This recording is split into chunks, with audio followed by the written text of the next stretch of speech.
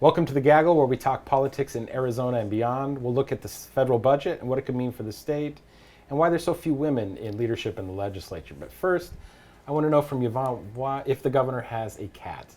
I think he did last week. The cat had his tongue. Yes, it did. Okay.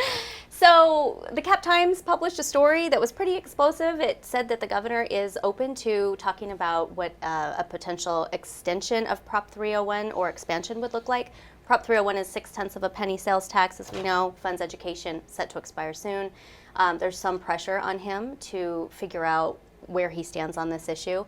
And last week at a Gaggle, he did say he is interested in having conversations about extending it and possibly expanding it. We said, hey, how does this not violate your no tax increase pledge? And he said, new taxes when you ran, and you've been... Things haven't changed. There are not going to be any new taxes. Okay, but is an extension, if it would expire, is that not This is a funding program, and we're going to continue. Funding program. There we go. New term. New term. So we'll be watching that. A point of art. Point of art. Yes.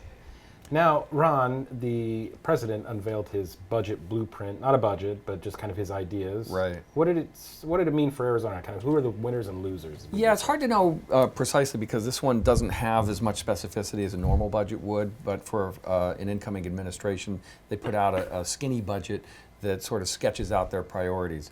As best we can tell from that, winners would include places like Luke Air Force Base. The president would like to expedite purchase of F-35s. That would be good for the West Valley, presumably. It would also seek to lift the sequester in full. That's been the agreement to hold down defense spending. That has a lot of impact in places like Tucson. So southern Arizona, those defense contractors would also figure to benefit if that came to pass.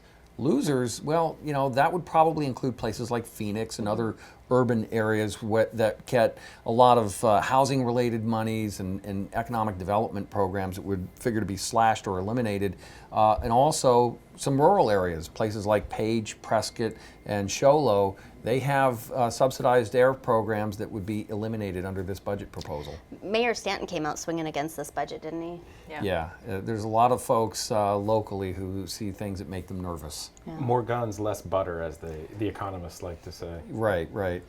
Mary Jo, so there was some talk about why there's so few women in leadership in the legislature. You kind of looked into it. Do you find any answers? Yeah, nothing real definitive, except it does seem to be there's a partisan divide. We have the second ever in history of Arizona female Senate Majority Leader in Senator Kimberly Yee.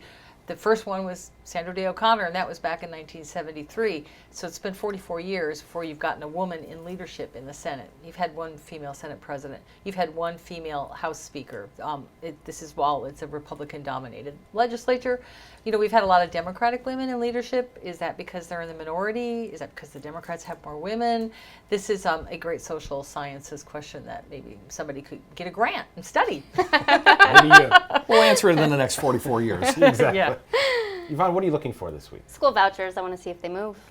Ron? Healthcare vote in Washington. We'll see how Arizona's delegation comes down. Same here. I mean, the Freedom Caucus, they could save Obamacare. Who knew? Ooh. Who knew, yeah. Mary Jo Pitts. Corporate tax break bill is back. Tune in on Wednesday. Thanks for being with us, and check back next week.